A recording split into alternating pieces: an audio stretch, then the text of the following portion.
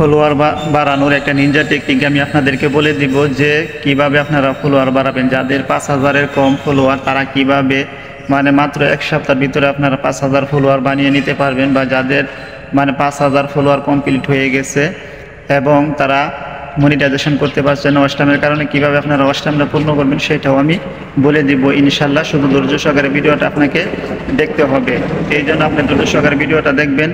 আমি সম্পূর্ণ প্রসেসটা আমি আপনাদেরকে বলে দিব কিভাবে আপনারা 60,000 মিনিট অষ্টাম এবং 5000 ফলোয়ার আপনারা বানাবেন। এর একদম নিনজা টেকনিক আমি আপনাদেরকে বলে দেবো। তো সর্বপ্রথম আমি বলি ফলোয়ার কিভাবে বাড়াবেন। দেখেন, ফলোয়ার বাড়ানোর কয়েকটি টেকনিক আছে, কয়েকটি টিপস আছে। তো এর মধ্যে হলো যে আপনার ভিডিওর কোয়ালিটিটাকে আপনাকে সুন্দর করতে হবে। আপনার সুন্দর যদি ভিডিও হয়, আপনার ভিডিওর যদি ভালো মানের হয়, তাহলে দেখবেন সকলেই এই ভিডিওগুলি দেখার জন্য মানে চেষ্টা করবে এবং আগ্রহ থাকবে। যখন আপনার ভিডিওটা বেশি বেশি মানুষ দেখবেন ওই ভিডিও থেকে আপনার ফলো আরও বেশি আসতেছে।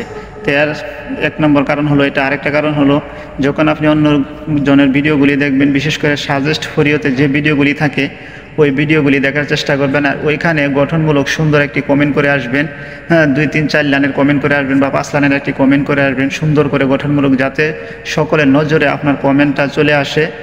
কমেন্টটা দেখে আপনাকে তারা ফলো করতে বাধ্য হয়, এমন আকর্ষণীয়ভাবে একটি কমেন্ট করে আসবেন।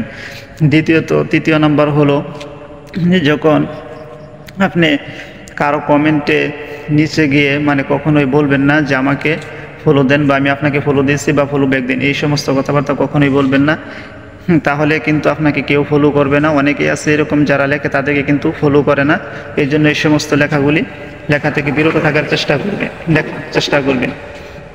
এবং আরেকটি কারণ হলো দেখেন ফলোয়ার বাড়ানোর একদম নিনজা টেকনিক যেটা হলো, দেখবেন যেগুলা পোস্ট মানে মাত্র যেগুলা পোস্টগুলা করেছে, সেটা ভিডিও হোক বা ছবি হোক বা যে কোনো ধরনেরই হোক বা পিকচার হোক, যেগুলা দেখবেন মানে 1 ঘন্টার ভিতরে পোস্টগুলা করেছে বা এর ভিতরে অনেকে এটাতে মানে কমেন্ট করেছে বা লাইক দিয়েছে। তো আপনি একটা কমেন্ট করার পর দেখবেন এই মুহূর্তে কারা কমেন্ট করেছে। তো প্রত্যেকটা মানে কমেন্টে আপনি রিপ্লাই দেওয়ার চেষ্টা করবেন। প্রত্যেককে আপনি যখন রিপ্লাই দিবেন এবং পাশাপাশি তাদেরকে আপনি ফলো দিয়ে দিবেন, যখন আপনি তাদেরকে ফলো দিয়ে দিবেন দেখবেন ফেসবুকের পক্ষ থেকেই কিন্তু আপনাকে ফলো ব্যাক দেওয়ার জন্য তাদের কাছে একটা নোটিফিকেশন পাঠিয়ে দিবে এবং তারাও আপনাকে ফলো ব্যাকটা দিয়ে দিবে।